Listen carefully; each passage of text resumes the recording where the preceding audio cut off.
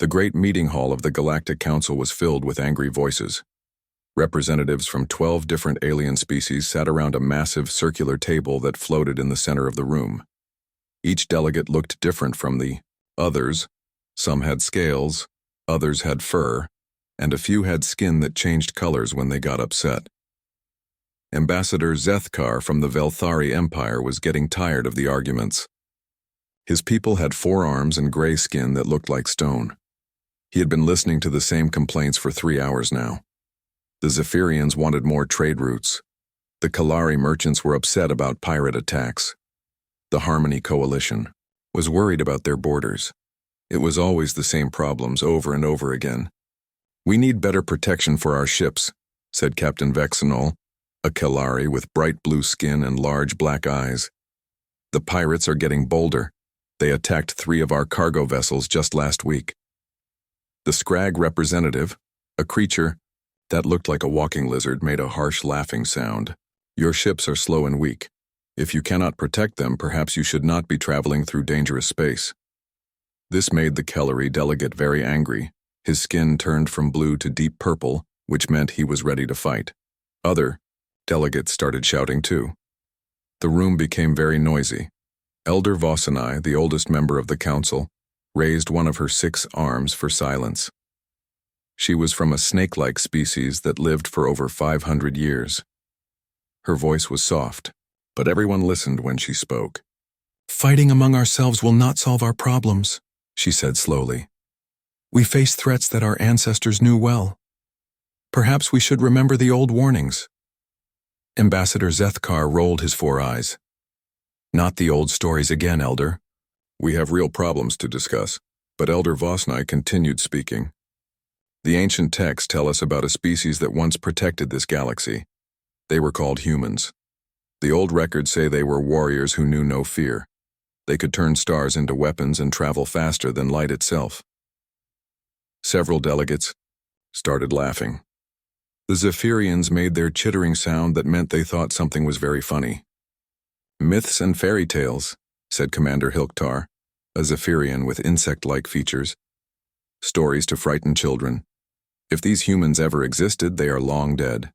Our scout ships have searched their supposed home worlds. We found nothing but empty planets and old ruins."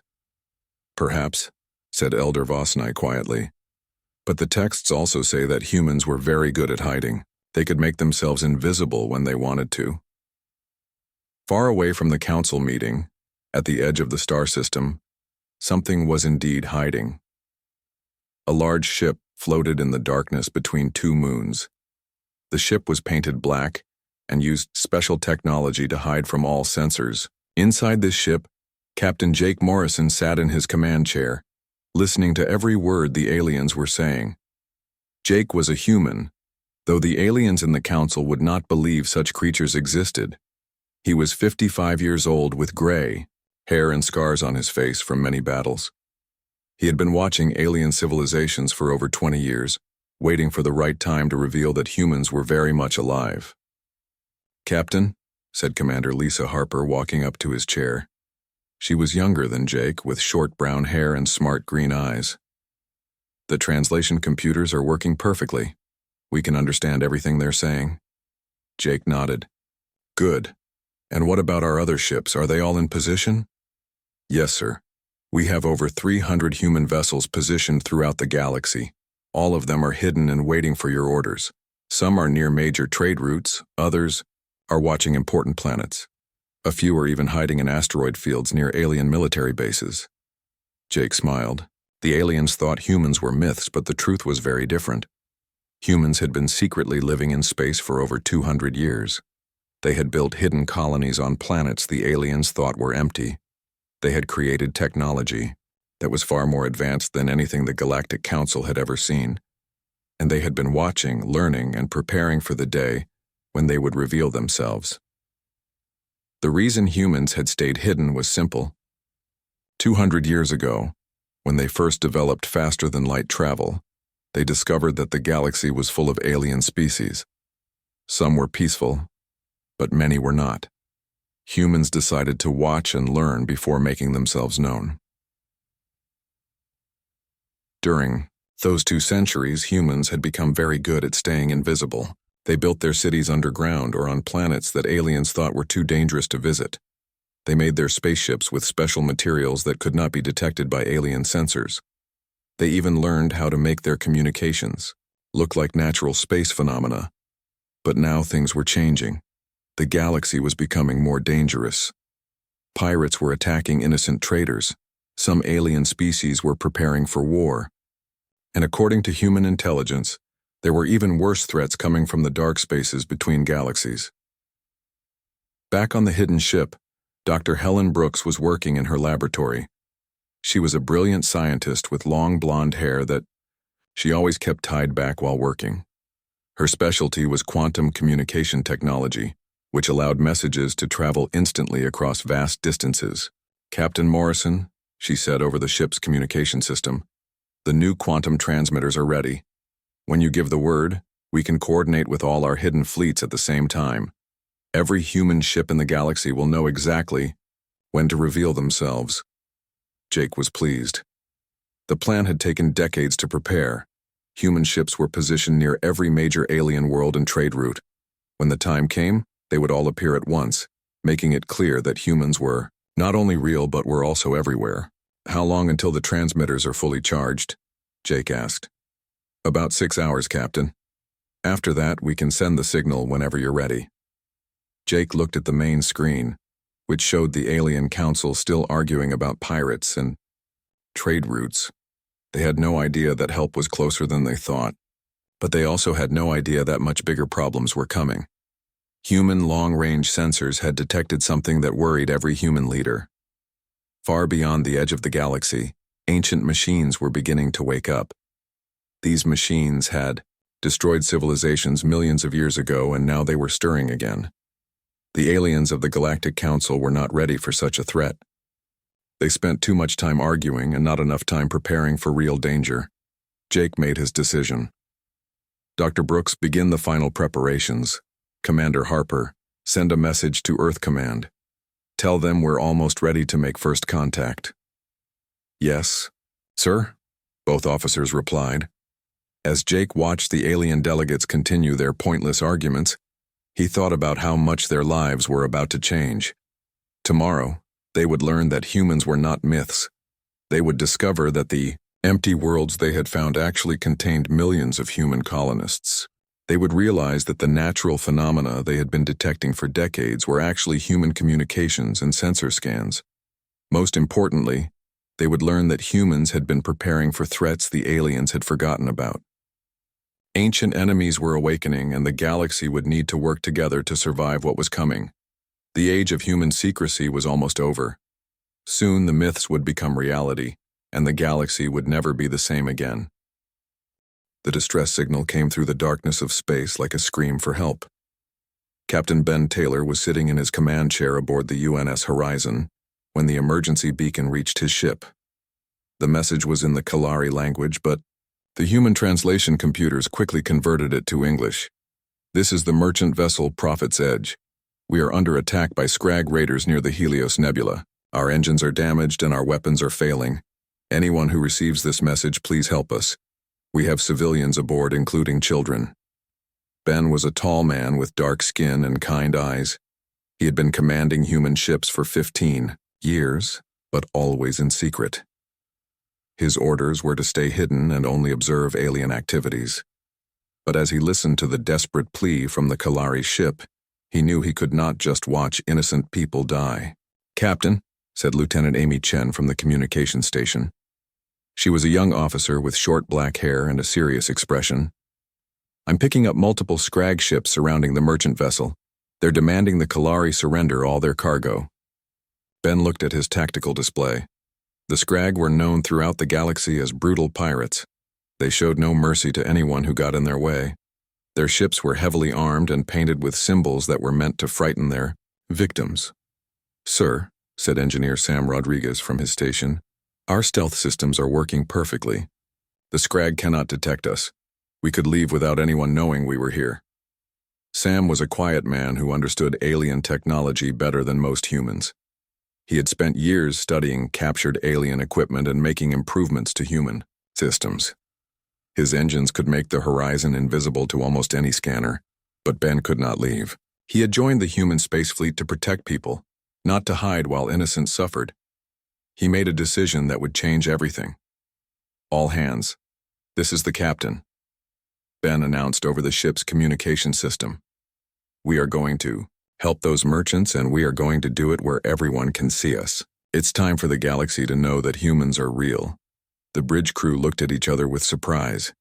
They had trained for this moment, but they never expected it to happen so suddenly. Amy, open a channel to Earth Command, Ben ordered. Tell them we are making first contact. Sam, take us out of stealth mode. I want our ship visible to every sensor in this system. The horizon began to move toward the battle.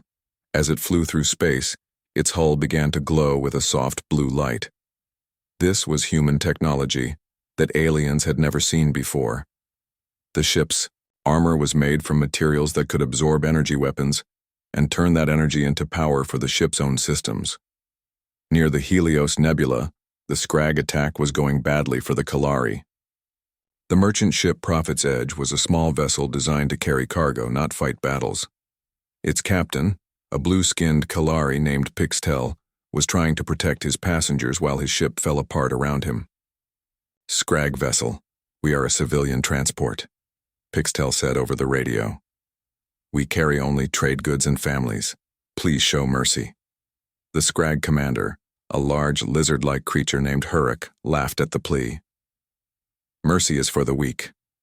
Your cargo belongs to us now. Surrender or we will take it from your dead bodies. Hurrick had been raiding this part of space for 10 years. His 3 ships had destroyed dozens of civilian vessels. He enjoyed the fear in his victims' voices when they begged for their lives. But today would be different. Scrag Commander? Came a new voice over the radio. The voice was calm and confident, speaking in perfect Galactic Standard language. This is Captain Ben Taylor of the United Nations Ship Horizon.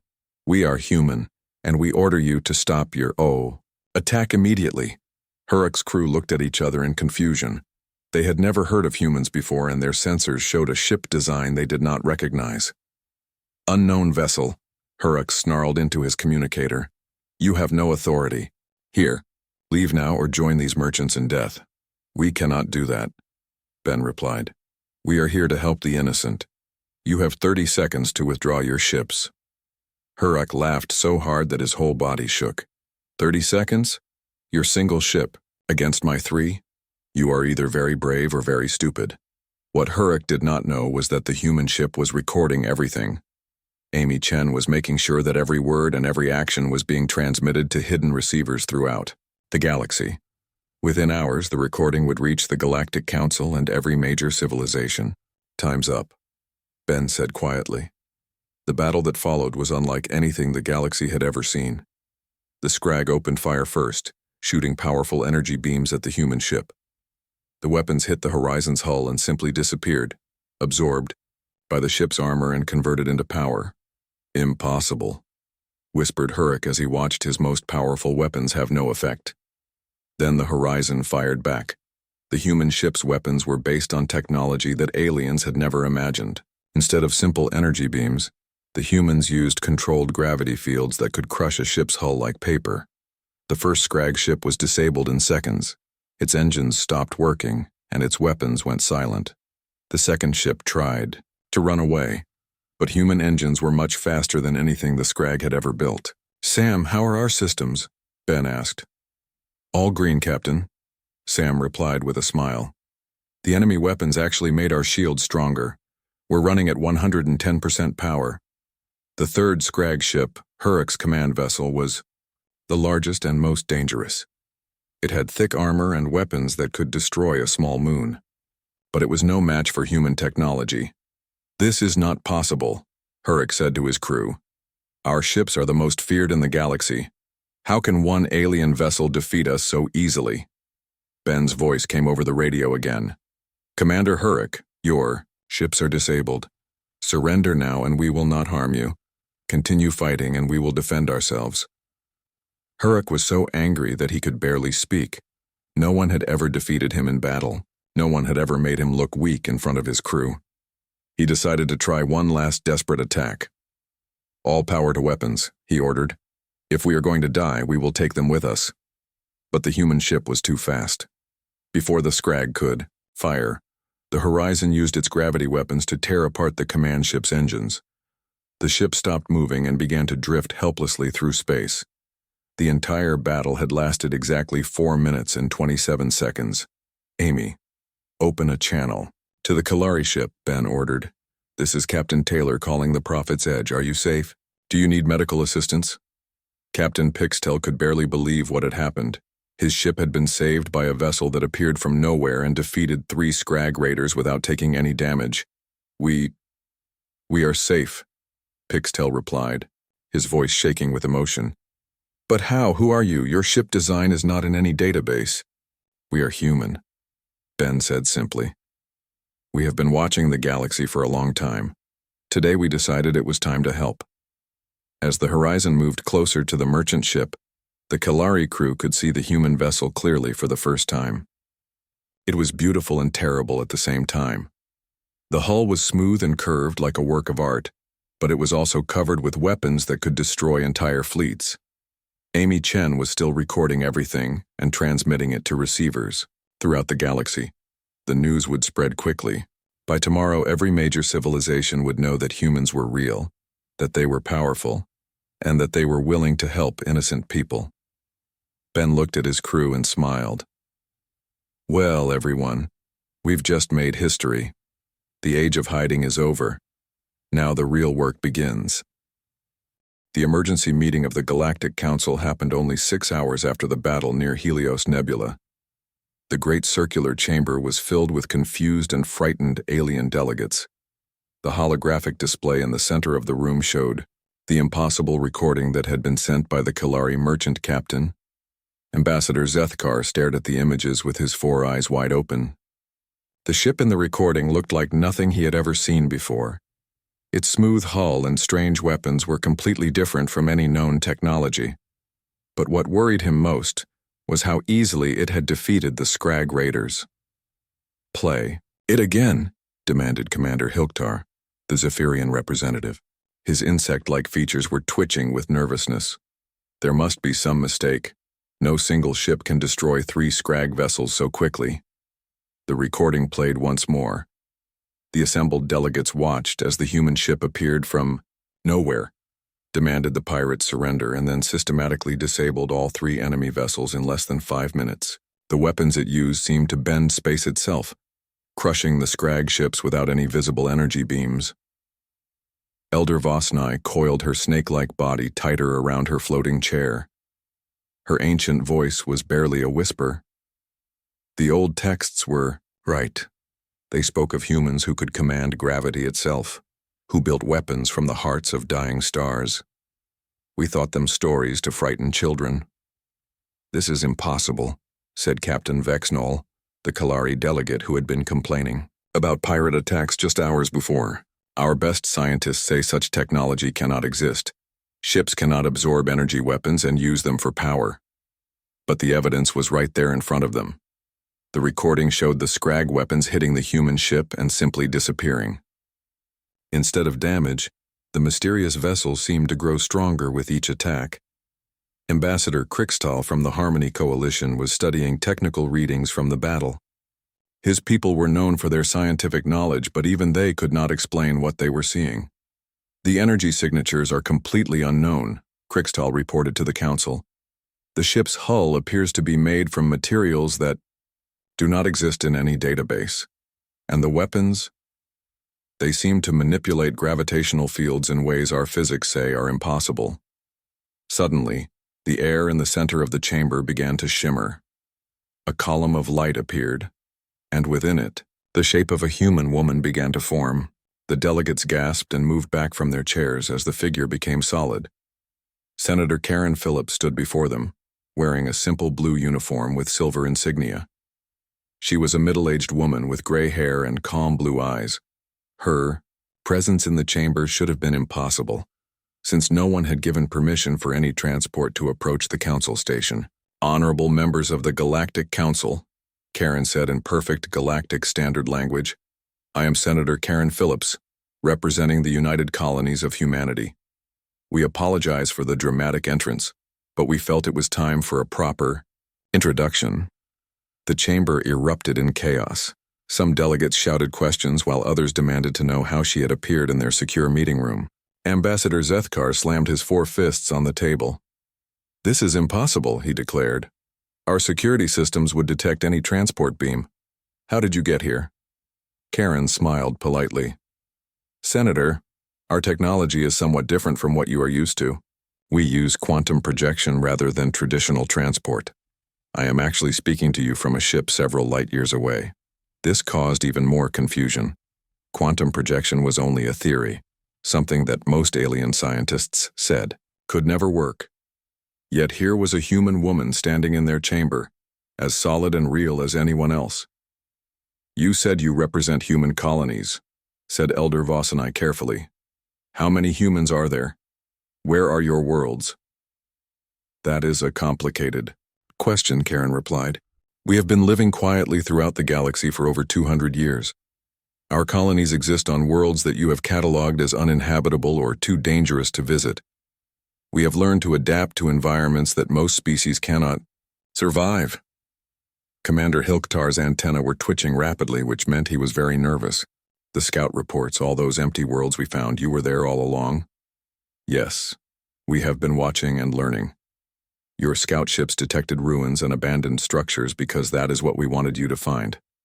Our real cities are hidden underground or in locations your sensors cannot detect." The implications of this statement were staggering. It meant that humans had been secretly observing every major alien civilization for generations. They knew about alien technology, politics, military capabilities, and weaknesses. "What do you want from us?" asked Captain Vexnall bluntly. "If you are so advanced, why reveal yourselves now?"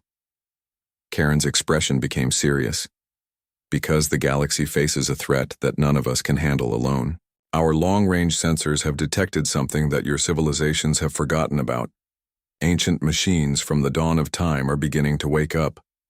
The mention of ancient machines caused several delegates to become very quiet. Every species had legends about the time before recorded history, when mysterious forces had destroyed entire civilizations. "You speak of the Devourers," whispered Elder Vosnai. "The old texts mention them, but we thought they were myths." "They are not myths," Karen said firmly. "They are real and they are coming. Our calculations suggest we have perhaps 50 years before they reach inhabited space. The galaxy must prepare." Ambassador Zethkar was not convinced. "Even if these ancient threats exist, why should we trust you? You have been spying on us for centuries. You could be planning to conquer us yourselves." To answer this question, Karen gestured with her hand. The holographic display changed to show star maps with hundreds of small dots scattered throughout the galaxy. "Each of these dots represents a human ship or colony," she explained. "As you can see, we are already positioned throughout known space. If we wanted to conquer you, we could have done so at any time." The delegates stared at the display, in shock. There were human settlements near every major alien world, hidden bases in asteroid fields, and ships patrolling trade routes they thought were empty. "This is an invasion force," accused Commander Hilktar. "No," Karen replied calmly. "This is a defense network. We have been preparing for the return of the ancient threat. Every human colony is positioned to protect alien worlds when the time comes." General Rick Davis materialized next to Karen, his uniform indicating high military rank. He was a stern-looking man with short gray hair and scars on his face from old battles. "While we have been talking," General Davis announced, 47 human ships have revealed themselves near major trade routes and diplomatic stations throughout the galaxy. Each one carries the same message of peaceful intentions. The Council Chamber's communication system began receiving reports from across known space. Human vessels were appearing everywhere, all transmitting the same diplomatic greeting. They were not attacking or making demands. They were simply making their presence known. "We propose a test," said Dr. Patricia Wells, who had just appeared alongside the other humans. She was a woman in her 40s with kind eyes and the confident manner of someone used to solving difficult problems. The Void Raiders have been terrorizing your outer colonies for years, Dr. Wells continued. Your combined fleets have been unable to stop them. Let us work together on this problem. Judge us by our actions, not by your fears. The Void Raiders were indeed a major problem. They appeared from the dark spaces between stars, attacked without warning, and vanished before any response could be organized. No one knew where they came from or what they wanted. You believe you can succeed where we have failed? Asked Ambassador Crixtall. We believe we can succeed because we will work together, Karen replied. Human technology combined, with your knowledge of local space and your diplomatic networks. Separately, we are all vulnerable. Together, we can solve problems that have troubled the galaxy for decades. The debate that followed lasted for hours. Some delegates wanted to reject the human offer completely. Others argued that the galaxy needed all the help it could get. A few suggested that the humans might be the real threat. Finally, Elder Vosenai called for quiet. The old texts speak of a time when all species will need to stand together against the darkness. Perhaps that time has come. The vote was close, but it passed. The Galactic Council agreed to a joint mission against the Void Raiders. It would be the first cooperation between humans and aliens in recorded history. As the meeting ended, Karen Phillips looked around the chamber at the alien faces. Some showed fear, others curiosity, and a few displayed hope. This is just the beginning, she thought to herself. Soon they will understand that humans are not their enemies, but their allies in the greater battle to come. The joint fleet gathered at the edge of the Phantom Nebula looked like nothing the galaxy had ever seen before. Ships from 12 different species floated together in space, their various designs creating a strange but beautiful sight. The Kellari vessels were long and blue. The Zephyrian ships looked like metal insects, and the Velthari cruisers were shaped like floating crystals. But it was the human ships that drew the most attention. The UNS Liberty Admiral Tony Martinez's flagship was a massive vessel that seemed to absorb light rather than reflect it. Its hull was smooth and dark, covered with sensors and weapons that alien engineers could not identify. Admiral Martinez stood on his bridge, looking at the tactical display that showed the mixed fleet under his command. He was a tall man with brown skin and intelligent dark eyes. For 30 years he had commanded human fleets in secret. Now he was working openly with aliens for the first time. Admiral, said Commander Ashley Park, his second in command. All ships are reporting ready. The alien captains are nervous, but they're following orders. Ashley was a young woman with short red hair and a quick mind for military strategy. She had studied alien tactics for years, preparing for the day when humans and aliens would fight together. Good, Admiral Martinez replied. What's the status on our special operations team? Lieutenant Colonel Beth Johnson's team is ready to launch. They've been training with alien volunteers for 3 weeks now. Beth Johnson was waiting in the shuttle bay with her mixed species team.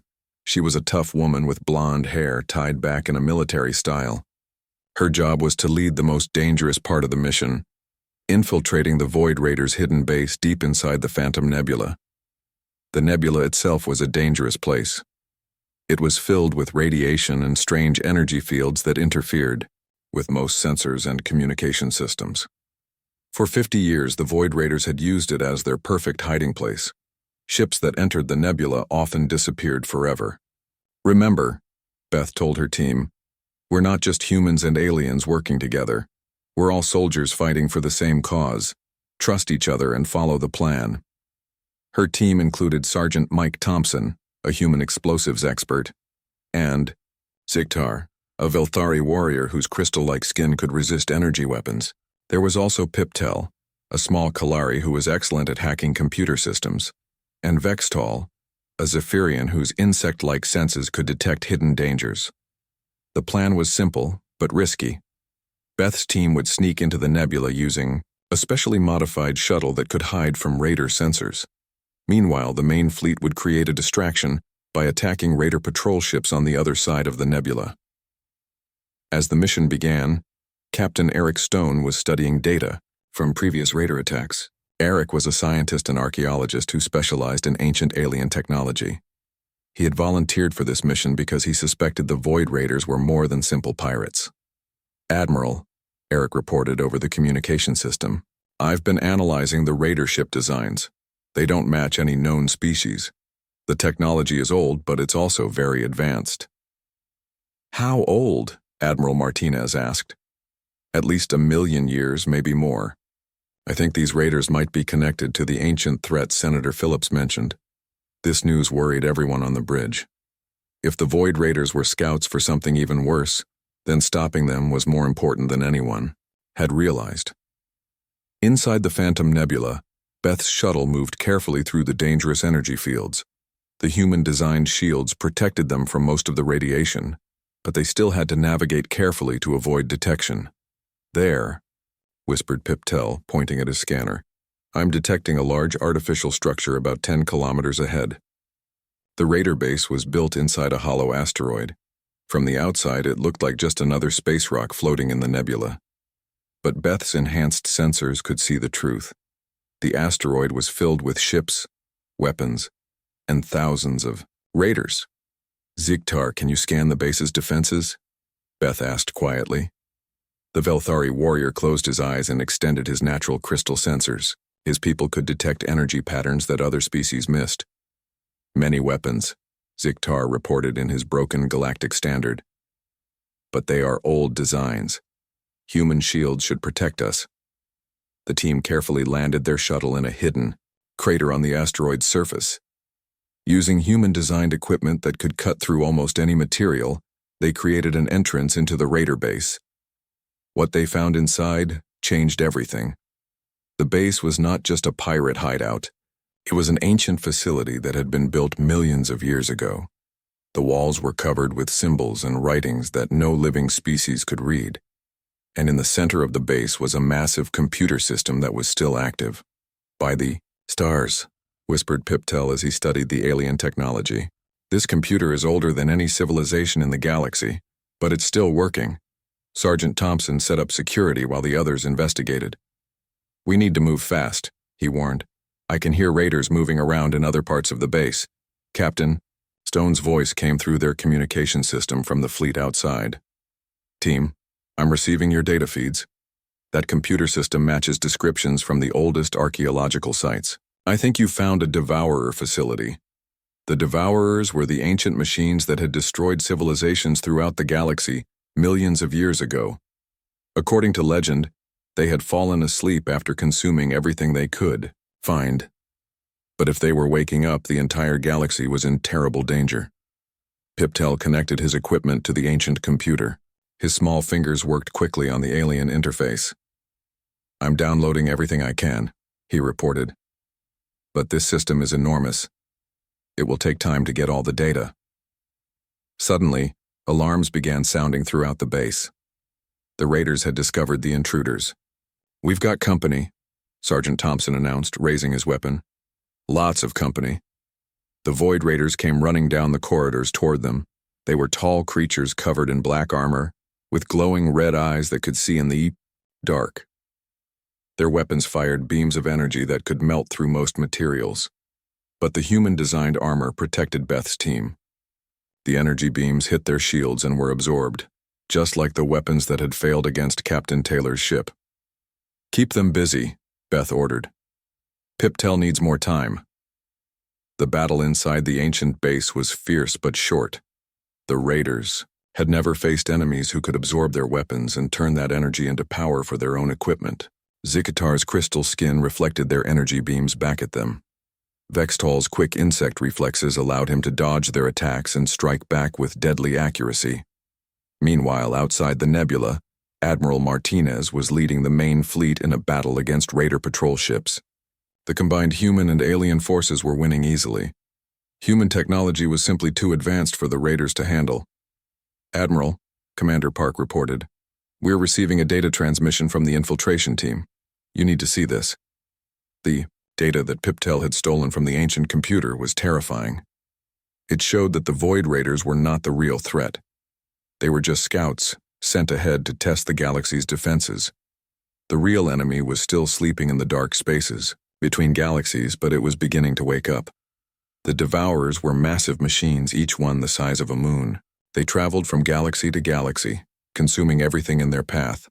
Stars, planets, entire civilizations. Nothing could stop them when they were fully active. "How long do we have?" Admiral Martinez asked Captain Stone. "According to this data, the main Devourer fleet will reach our galaxy in about 50 years, but smaller scout groups will arrive much sooner." Beth's team finished their mission and escaped from the Raider base just as it exploded. Sergeant Thompson had placed charges throughout the ancient facility, destroying both the Raiders and their connection to the Devourers. As the joint fleet returned to civilized space, everyone understood that the mission had been successful, but it also revealed a much bigger problem. The Void Raiders were defeated, but they were just the beginning. Admiral Martinez called a meeting of all the ship captains.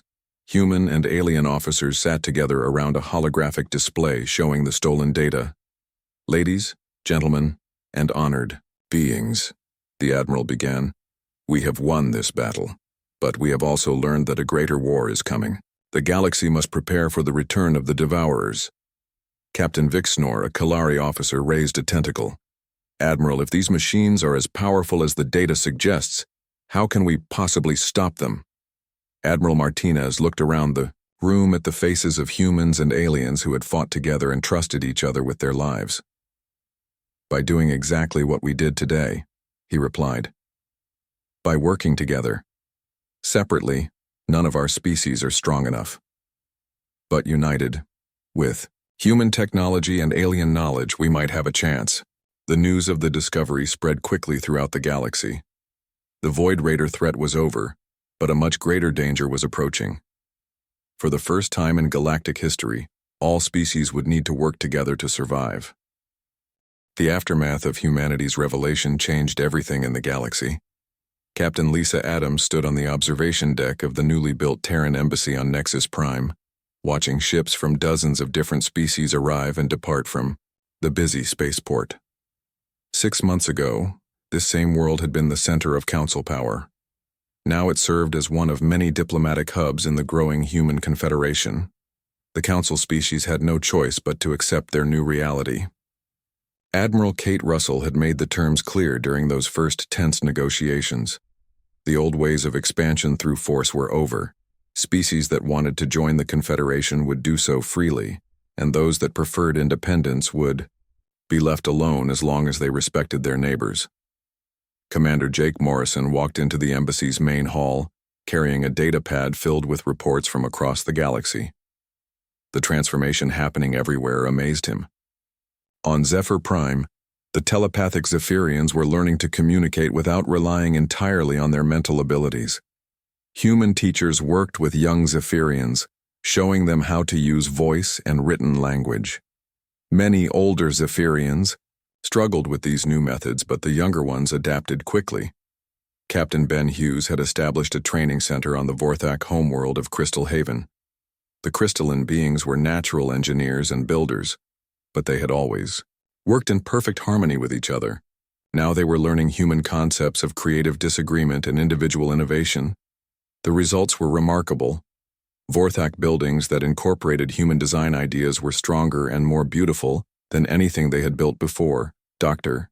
Alex Carter's research stations were now scattered across 12 different worlds. The Interspecies Research Institute had become the most important scientific organization in the galaxy. Human scientists worked alongside council researchers, sharing knowledge that had been kept secret for centuries. The Thalassan water dwellers contributed their understanding of fluid dynamics, which helped humans design better spacecraft engines. The energy-based luminals shared their knowledge of power generation, leading to fusion reactors that were twice as efficient as previous designs. The mechanical synthoids presented a unique challenge. Their programming had made them unable to think independently for thousands of years. Human computer specialists worked carefully to modify their core systems, not to control them, but to give them true free will for the first time in their existence. The first synthoid to experience independent thought was designated Unit 779, though he quickly chose the name Marcus for himself. Marcus became an ambassador to his own people, helping others undergo the same transformation. Captain, Maria Santos had been appointed as the human representative to the Nebulon home system. The gas-based beings had initially been terrified of humanity's atmospheric processors, but they soon realized the technology could help them in ways they had never imagined. Nebulons could now travel to solid worlds by using portable atmospheric containers, opening up new possibilities for trade and cultural exchange. The liberation of the 17 absorbed species created the biggest changes. These civilizations had been forced to abandon their own cultures and adopt council ways. Now they were free to rediscover their heritage. The Karathi, a reptilian species that had been conquered 50 years earlier, immediately began rebuilding their ancient cities. The plant-like Verdani started growing their traditional forest ships again. Each liberated species brought something unique to the Confederation. Admiral Russell established the new galactic capital on a world called Haven, located at the center of the Confederation's territory. Haven had no native intelligent life, making it neutral ground for all species.